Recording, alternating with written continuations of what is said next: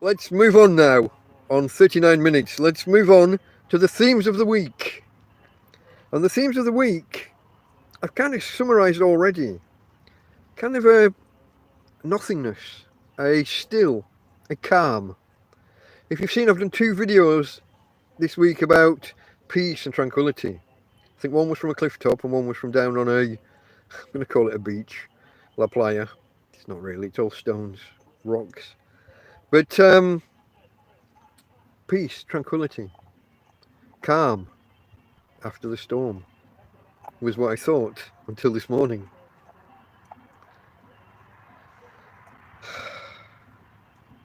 That general anticlimax, that general relax, that general calm down and return to normality. Another theme of the week has been e-shopping. My mate Joby needed or wanted a few things. It's outside. Karen got me a lantern, a solar-powered light that has three brightness settings, folks. And on its lowest setting, it's enough for the tent to just have a nice glow. If you stand outside, you can see the light, but it's not, it's not too much. And on that low setting, they claim 22 hours functionality. And I've seen nothing to disprove that. I ran it for 2 days without charging in between. And when I say I ran it, I mean I put it on at kind of 7, half 7 at night. And it's on until 4 or 5 in the morning when I either go to bed or wake up again, in the chair or whatever. Have you seen my chair, folks? Look, I don't know whether I've made this clear, what I'm sat in. I'm sat in a big, what I would call a big armchair. I'm trying to remember the name of a company from the UK. Was it Wingfields? Were they the old people chair? These kind of wing-back chair things, if that's the right phrase or term for them. I'm in a tent. This was Karen as well. She found it by the bins, and her husband threw it in the car and brought it. Shall we just rename the channel the Karen channel? But the good Karen, not that how they use the word Karen nowadays to signify, belligerent, entitled white women. Not like that. This is my friend Karen.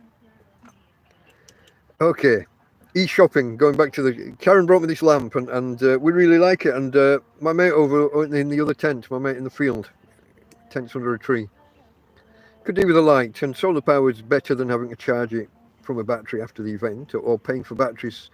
He's going through batteries at a rate of knots at the minute. So there's a store over here called Leroy Merlin. I don't know if they're Spanish only or if they're Europe-wide. It doesn't sound like a Spanish name, does it? Not impressed, folks. Not impressed. Everything I've seen from there, and when I've looked on their website, everything looks good. But we've had an experience. And it ruined a couple of nights. It ruined the day for my pal there, because he walked to the shop because the stuff he wanted was in stock. Then the guy said, no, it's not, and it'll be 10 days. And then the next day, their website and app still said it's in stock. So I wasted Friday night arguing with them on Twitter. Because that's what Twitter is for, isn't it? Or X, as it calls itself now. So I don't know whether your messages are called tweets or excretions. At the minute, I'm calling my messages over there excretions. I have every belief that their products are actually good. I have every confidence that their products are good. It's kind of the service and the mismatch between the website and the app telling you that there's 18. So not just 1 or 2. This hasn't sold out before he got there. They've got 18 of this one specific lamp in stock. Costs 16 or 17 euros. We've seen it in action. We think it's good. He goes to buy another. The website says it's in stock. The app says it's in stock. He walks there, 35-minute walk there. 10-minute argument in the shop kind of thing. And a 35-minute walk home. That's a big chunk of the day in the afternoon sun. And they've been shoplifted of 18. It's not California. And their Twitter people just 4 times I was asked what the problem was. If you go read the conversation, it's a circular conversation. I think I'm chatting with a bot, which just adds to the frustration even more. Anyway, I'm not supposed to be giving you the details. I'm giving you the themes for the week. There's a bit of e-shopping going on. There's a bit of this I said last week about wish lists. Once you start with an idea, so going back to me again rather than my mate, I've got an idea to up the power of the solar panels, to get a bigger and better solar panel and a slightly bigger battery, and maybe buy one of these 12-volt cooler boxes to use as a fridge through summer, to keep butter, margarine, cola, maybe the occasional can of beer. Who knows? It gets hot.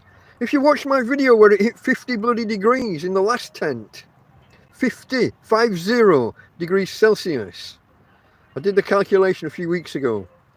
50, double it, knock off 10%, that's 90, add 32, 122 Fahrenheit. Inside my tent is what I'm expecting. It is indeed colder underground, but I live on top of cliffs which tend to be made out of fucking solid rock.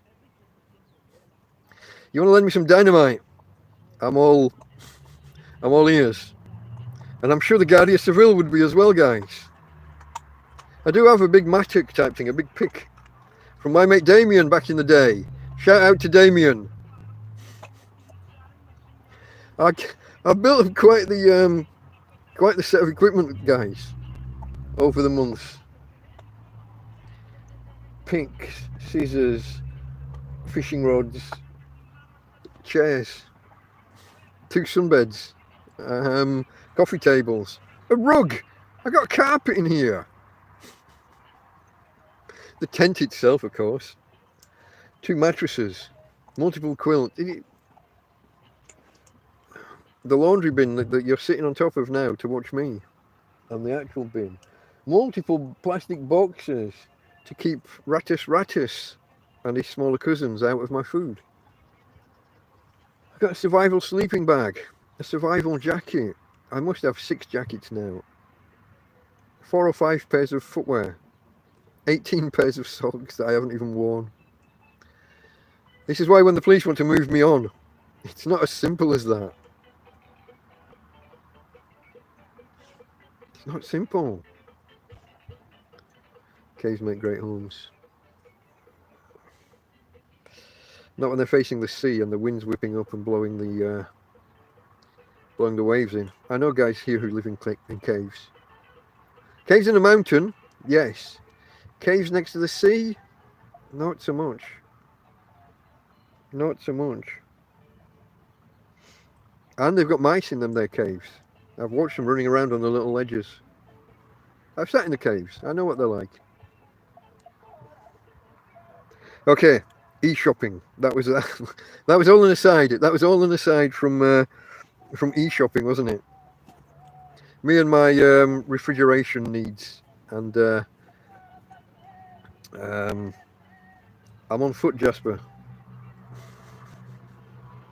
380 kilometers. Carrying this chair is going to be difficult.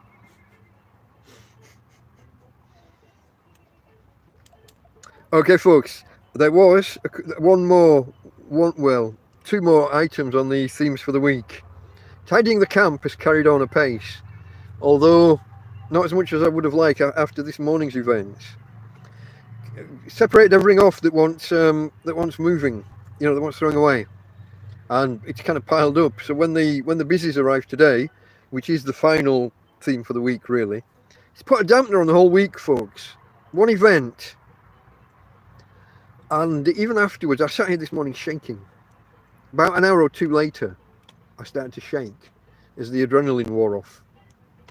I think it's adrenaline. It might be the cortisol. The fight or flight. I think there's an interplay, isn't there, between adrenaline and cortisol. I can't remember the specifics. I'm not a biologist.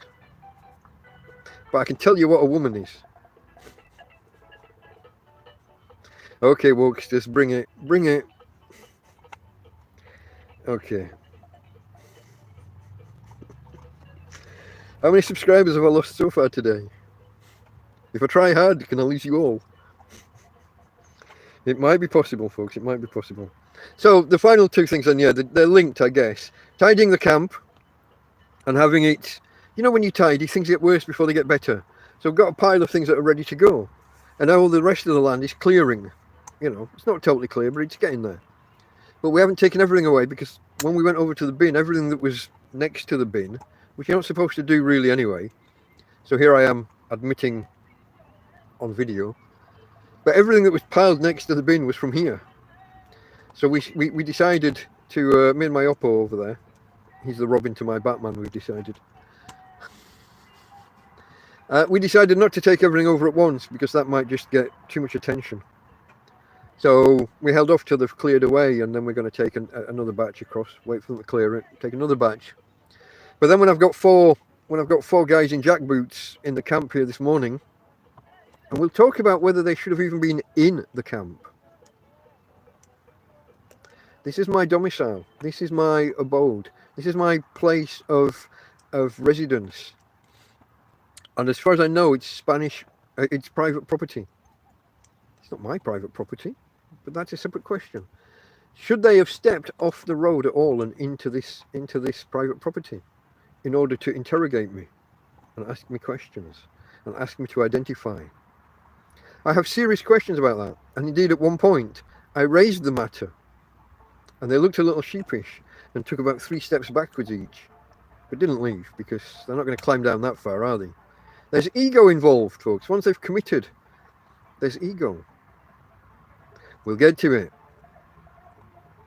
But I would have rather that the place was a little bit tidier when they got here than having all the bad stuff piled up like it's like a big signpost. Here it is, here's all the stuff, here's a pile of rubbish. I should have listened to some of you guys maybe and cleared up, you know, earlier. Karen. Okay, folks, those are the themes for the week. Here we are now, 52.5 minutes in, and we're about to begin the week proper. Join me on Sundays for TrampCast. It's the weekly look at the successes, the failures, the happenings in my life as a tramp, a homeless guy, a hobo, living in Torrevieja in Spain. It's at 5 o'clock Spanish time, Central European time. It's at 4 p.m. GMT, UK time, and 10 a.m. US Central time. Love to see you there, folks. Okay, Delta Mike, out.